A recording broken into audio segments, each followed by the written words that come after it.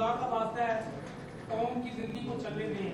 Doctor साहब, आपने देखा होगा इंसदाद दहशतगर्दी अदालत ने वजीर दाखिला राणा सनाउल्लाह के पिछले 2 हफ्तों से बिला जमानत करंट गिरफ्तारी जारी करके डीपीओ गुजरात को हुक्म दिया है कि उन्हें फौरी पेश किया जाए। यहाँ अदालत की रेटिंग नजर क्यों नहीं आई? जी, पहले तो मैं आपका जवाब दूं कि अदालत ने, शुक्रिया भाट साहब, थैंक यू वेरी मच। अदालत ने, जी मैं पहले इस बात का जवाब दे दूं आपका काइंडली, क्योंकि आप इस सबसे रिलेटेड बात करेंगे तो बेहतर होगा। सबसे पहली बात यह है कि अदालत ने ये जो जुमले बोले हैं ये किसको बोले हैं? अगर अदालत में आप मौजूद नहीं थे, मैं मौजूद था, मैं आपको बताता हूँ।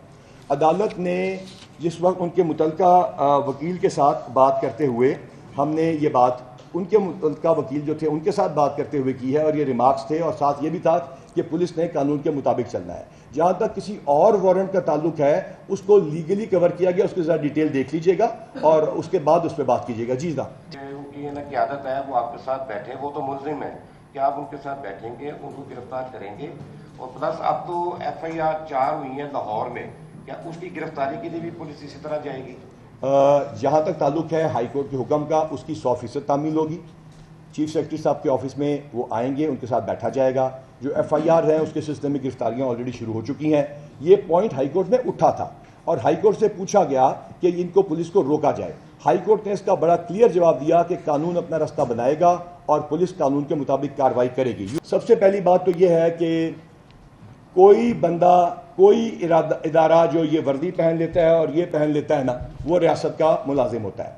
चाहे वो किसी सूबे की फोर्स हो, किसी फेडरल गवर्नमेंट का कोई इदारा हो या कोई और। जो इंटेलिजेंस एजेंसी है वो लॉ इन्फोर्समेंट के अंदर इस मुल्क और इस रियासत की और आप सब लोगों की हिफाजत की जिम्मेदार है। कोई 2 फोर्सेज आपस में नहीं लड़ी। CM साहब की कोई सिक्योरिटी का कोई प्रोटोकॉल अगर वहां मौजूद था तो IG साहब को पता था, उनकी मर्जी से आया हुआ था। यकीन कीजिए पाकिस्तान की अल्हम्दुलिल्लाह तारीख में 75 साल में कोई ऐसा वाकया नहीं हुआ। अल्हम्दुलिल्लाह जिसने ये वर्दी पहन ली है वो रियासत का मुलाजिम है, वो रियासत का सिपाही है। और आपको मैं यकीन दिलाता हूं कि किसी जगह भी पुलिस ने, जिनको आप कह रहे हैं गोलियां उन्होंने बरसाई थी या कुछ चलाई थी, उनकी काउंटिंग है, उसके बारे में क्या इजाजत ली वहां पे जो जैमर भी मौजूद था उनका, वहां पे उनकी पुलिस फोर्स, उनके सिक्योरिटी प्रोटोकॉल के मुताबिक 12 बंदे थे। इसके अलावा कोई मिनिस्टर आते थे या जाते थे, उनके साथ उनकी एस्कॉर्ट्स होती थी। और जब आप इस्लामाबाद में फिरे ना अगर आप, तो आप देखेंगे कि वहाँ बहुत सारी पुलिस फोर्स अपने अपने प्रोटोकॉल के मुताबिक फिरी हैं। जी सर, मैंने एक्चुअली 6 o'clock हमारी मीटिंग है, उस हिसाब से। डॉक्टर साहब ये बताइएगा, अगर आप मेरा सवाल तसल्ली से सुन लीजिएगा। आपने कहा कि लाहौर पुलिस के लिए नो गो एरिया था ज़मान पार। नहीं, मैंने ये नहीं कहा, मैंने कहा बनाने की कोशिश की गई। चले आपने बनाने की कोशिश की, हम उसको ऐसे जरूर कर लेते हैं।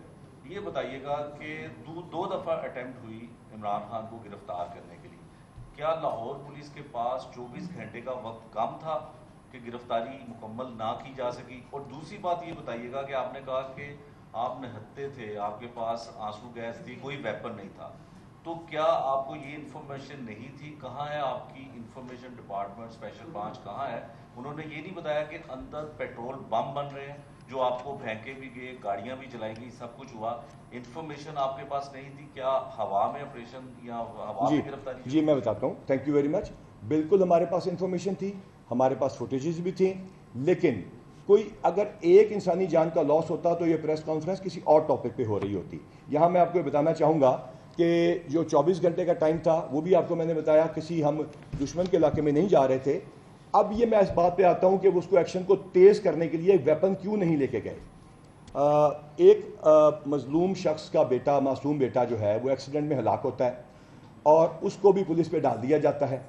आपको मैं ये ब्रेकिंग न्यूज़ दे रहा हूँ और आपके लिए इंटरेस्टिंग बात होगी कि 164 की स्टेटमेंट्स उन दोनों ड्राइवर की और उसके साथी की हो चुकी हैं। Confessional statement, they have confessed. Police के आगे तो करते ही है ना सारे, मजिस्ट्रेट के आगे सवा घंटे के बयान दे के वो हो चुकी हैं।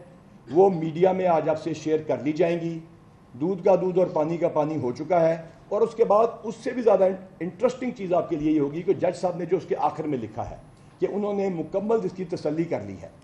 उनकी वीडियो बयानात भी आपको दिखा दिए जाएंगे, लेकिन उससे ज़्यादा इंपॉर्टेंट वो 164 की स्टेटमेंट है। तो जहाँ पर पुलिस में ایک بندہ جو ایکسیڈنٹ میں فوت ہوا ہے، جس کی ساری گاڑی کی ہم نے ویڈیوز دکھا دیں، اور اس کے والد کی مہربانی ہے کہ انہوں نے سچ کا ساتھ دیا، اس کی فیملی کی مہربانی ہے، اور وہ شخص جو ہے اس کے بارے میں 164 کی جو ہے وہ سٹیٹمنٹ آ گئی. اگر وہ 164 کی سٹیٹمنٹ کے بعد بھی پولیس کے اوپر الزام لگایا جاتا ہے جو ہماری گولی سے خدا نخواستہ کوئی ہلاک ہوتا، تو پھر کیا ہوتا؟ پرسوں اسلام آباد پولیس کے ڈی آئی جی صاحب خود لاہور آئے اور انہوں نے ایک جو نان بیلیبل وارنٹ تھا عدالت کا وہ پیش کرنے کے لیے پولیس کی مدد مانگی، جو قانوناً دی گئی. چونکہ کوئی لا اینڈ آرڈر کا مسئلہ پیدا کرنے کا یا کوئی آپریشن کرنے کا مقصد نہیں تھا، نہ ہی ہمارا کوئی ایسا ارادہ تھا، تو ان کو مناسب سی نفری دے دی گئی کہ وہ جائیں اور وہاں جا کے اس کو ایگزیکیوٹ کر دیں.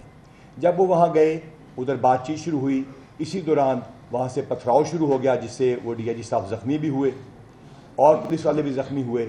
تو امیڈیٹلی یہ فیصلہ کیا گیا کہ یہ وارنٹ کو ایگزیکیوٹ کرانے کے لیے مزید پولیس فورس بھیجی جائے.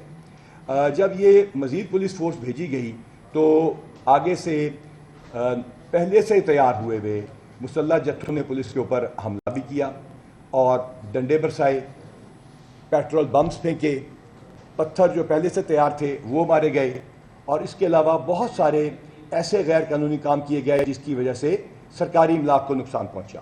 گرین بیلٹس کو جلایا گیا، بجلی کے کھمبوں کو جلایا گیا، پھر پولیس کی گاڑیوں پہ حملے شروع ہوئے. رینجرز تھی ساتھ، رینجرز کی گاڑیوں پہ حملے ہوئے، رینجرز کے سپاہیوں پہ پیٹرول بم مارے گئے. اس کے علاوہ ہمارے مختلف قسم کی جو ایڈ ان گاڑیاں تھیں اور ہماری آپریشنل وہیکلز تھیں ان کو بھی آگ لگا دی گئی. پولیس والوں کو یہ حکم دیا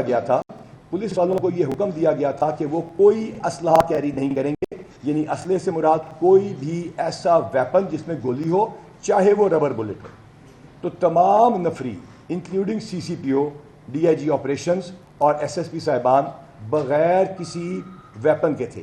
یہ انٹرسٹنگ بات اس وجہ سے ہے کہ آج سے پہلے جتنے بھی لا اینڈ آرڈر کی سچویشنز آئی ہیں اس کے اندر ہم نے جو پولیس والے بھیجے ہیں ان میں ایس پی یا ڈی ایس پی کے پاس ضرور اسلحہ ہوتا ہے، لیکن ٹو انشور کہ منیمم لاس آف لائف اور پراپرٹی ہو، بلکہ بالکل نہ ہو، ہم نے یہی سلسلہ رکھا. شدید ترین حملے کیے گئے اور رینجرز کی گاڑیوں کو بھی نقصان پہنچایا گیا. اس ساری صورتحال کو آپ کے کیمروں نے بھی محفوظ کیا. لازمی بات ہے قانون کے مطابق جو پولیس رولز میں ہے اور سی آر پی سی میں ہے، پولیس نے واپسی آنسو گیس بھی پھینکی اور واٹر کینن کا بھی استعمال کیا. جہاں پہ بندوں نے زیادہ رجسٹ کیا ادھر گرفتار. ڈی آئی جی آپریشن صاحب جو یہاں پہ بیٹھے ہوئے ہیں، ان کے اوپر خود کے اوپر پیٹرول بم حملہ ہوا، ان کے اوپر فزیکلی. ہماری اے پی سی کے اوپر مارا گیا جس میں ہمارے ایس پی صاحب بیٹھے تھے. ہماری ایک انتہائی ڈیسنٹ اور ایماندار پولیس آفیسر ہیں ایس پی ہمارا شرازی، خاتون ہونے کے باوجود ان کے اوپر باقاعدہ پتھراؤ کیا گیا، ان کو زخمی کیا گیا. باہر سے آئے ہوئے کچھ ڈی پی او صاحبان جس میں سے ڈی پی او زید مرور صاحب ہیں، ان کے اوپر بھی پتھراؤ کیا گیا، ان کو بھی زخمی کیا گیا. یہاں تک کہ جو لیڈی ایس پی صاحبان وہاں ڈیوٹی پہ تھیں ان کے اوپر بھی حملہ کیا گیا. اس تمام چیز کے باوجود کسی ایک مقام پہ بھی پولیس نے کوئی ایسا کام نہیں کیا کہ کسی کا جانی نقصان ہو. اور اگر آپ زخمیوں کی تعداد دیکھیں گے تو وہ پولیس کی 60 سے زیادہ ہے. اس کے علاوہ 32 وہ ہیں جن کو 1122 میں اسی وقت دے کے فارغ کر دیا گیا. اور جو واقعات ہوئے اس کی ایف آئی آر درج کر لی گئی ہیں مختلف دفعات میں اور ان کے مطابق کارروائی کی جائے گی.